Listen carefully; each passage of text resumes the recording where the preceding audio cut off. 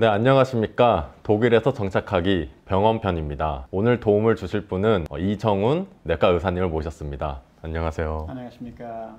한국과 독일의 병원 차이는 어떤 게 있을까요? 독일은 사실 주치 중심으로 이루어지고 있거든요. 그러니까 맨 처음에 그 병원을 찾을 때 먼저 주치를 찾게 됩니다. 그 다음에 주치가 진료를 보고 판단에 따라서 의사 추천서라는 게 따로 있거든요. 그걸 작성해서 전문의 쪽으로 진료가 이어지는데, 그 다음에 전문의가 이분은 이제 좀 더 광범위하게 검사가 필요하다 할 때는 이제 추천서 가지고 종합병원으로 보내게 되거든요. 그러니까 이제 3단계로 맨 처음에 주치, 그 다음에 두 번째는 전문의, 마지막으로 종합병원. 그러면 독일에서는 몸이 아프면 가장 먼저 찾아가는 게 주치의가 되는 건가요? 그렇죠. 이제 주치의가 중심이 되기 때문에 우선 주치의한테 먼저 가고, 주치의도 그냥 예약 없이 가는 것보다도 전화 예약을 일반적으로 권하거든요. 주치의는 일반적으로 자기가 사는 곳 가까운 데를 선정하고, 주치를 자꾸 바꾸는 건 아니고, 근데 그렇게 선정하기 위해서는 우선 찾아가서 그 의사를 주치의로 선정할 수 있는지 문의하신 후에,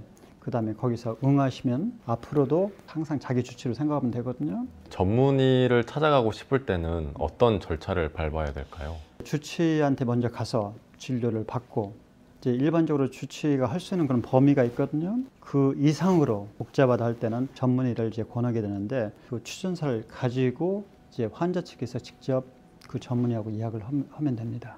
환자가 종합병원을 직접 예약할 수 있는 가능성은 아예 없는 건가요? 종합병원을 가기 위해서 어떤 분들은 응급실로 가는 분이 있거든요. 그 외에 종합병원으로 직접 예약은 힘들어요.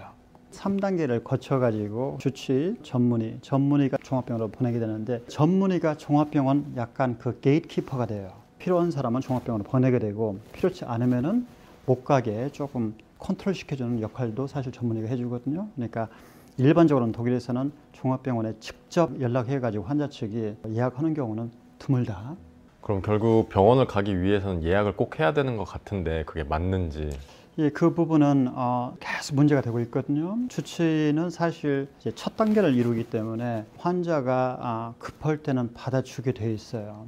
근데 이제 하루에 감당할 수 있는 환자 수가 있기 때문에 다 받아주는 게 좀 힘들고, 전화 연락을 미리 해준다면 훨씬 더 편하겠죠. 그런데 전문의들은 웬만하면 예약 없이는 힘들다 생각하시면 됩니다. 이제 전문의가 봐서 급한 환자가 따로 있고 좀 덜 급한 환자가 따로 있으니까, 아무 환자나 예약이 필요하다 한다면은 바로 자기가 원하는 날짜에 예약하기가 좀 힘든다는 건 사실이에요. 독일 사람들은 쉽게 그 급한 걸 그냥 짧게 설명해 주면 되는데, 한국 사람들이 예약을 하기 위해서 전화를 할 때는 독일어로 한다면은 그런 어려움들이 좀 많이 있을 수 있다는 거. 그 전화를 받는 그 직원들도 환자 측에서 이제 잘 되지 않는 독일어로 막 설명할 때는 이제 다른 환자들도 많이 있고 하니까 전화를 그냥 중단하고, 근데 언어가 좀 문제가 되는 것 같아요. 특히 외국 사람들한테는. 그래서 그런 예약도 못 하는 경우가 있다는 거. 병원이 문을 닫는 시간에도 응급 상황이 발생할 수 있는데 이럴 때는 어떻게 대처를 해야 될까요? 그 주치 의사가 이제 문을 닫는 시간에는 독일의 그 에아츠리션 노트딘스라는 게 있거든요. 이제 어떻게 보면은 의료 응급 서비스라고 보면 되는데, 그건 이제 종합병원은 아니고 개인 병원 의사들이 이제 그걸 맡아서 하는데, 이제 각 지역마다 있습니다. 그리고 이제 직접 그 주소를 알아내가지고 찾아가도 되고, 116, 117 전화를 걸어가지고 예약을 해도 상관없을 것 같고, 근데 유일하게 이제 생명이 위독한 상황에서는 종합병원 응급실 직접 가시는 게 좋고, 112를 응급차를 불러도 상관없습니다. 약을 구매할 때는 의사의 처방전이 꼭 필요할까요? 예, 처방전이 필요한 약들은 대개 이제 부작용이 좀 가능한, 악용이 되면은 이제 문제가 생길 수 있는 그런 약들은 일반적으로 처방전이 필요하다고 생각하면 되거든요. 처방전이 또 있어야 보험회사에서 지불이 또 가능합니다. 그러니까 가능한 처방전을 갖고 약을 구입하는 게 좋다. 병가를 내야 될 상황일 때는 어떻게 해야 병가를 낼 수가 있을까요? 이제 주치의가 진료를 보고 그래도 며칠은 집에서 쉬어야 한다는 그런 판단이 있을 때는 병가 진단서라는 게 있습니다. 3장으로 구성이 되는데, 병명이 안 써 있는 그 한 장은 이제 회사에 보내게 되고, 또 병명이 들어있는 또 한 장이 있는데 이제 그건 보험회사에 보내고, 나머지 한 장은 자기가 그냥 보관하고 있거든요. 그럼 어떤 약이든 상관없이 처방전만 있으면 보험회사에 지불이 되는 건가요? 공보험하고 사보험하고 약간 차이가 있는데 이제 공보험은 처방전이 나가면서 보험에서 당연히 지불이 돼 있고 감기약 사실 처방전 필요 없는 약들이거든요. 근데 그런 약들은 공보험 회사에서는 일반적으로 커버를 안 해줘요. 근데 사보험은 약간 그 조건이 좀 좋아가지고 이제 그런 부분까지 보험회사에서 지불을 해준 경우도 많이 있기 때문에 처방전이 또 색깔이 좀 틀리거든요. 빨간 색깔 또 처방전이 있고 초록색 처방전이 있고 또 파란색 처방전이 있는데 이제 빨간색 처방전은 일반적으로 공보험 환자들한테 나가는 그 처방전이고 사보험 환자들은 이제 파란색이나 초록색 그 처방전이 나가는데 공보험 환자들한테는 지불이 안 됩니다. 공보험과 사보험의 가장 큰 차이점이 뭐가 있을까요?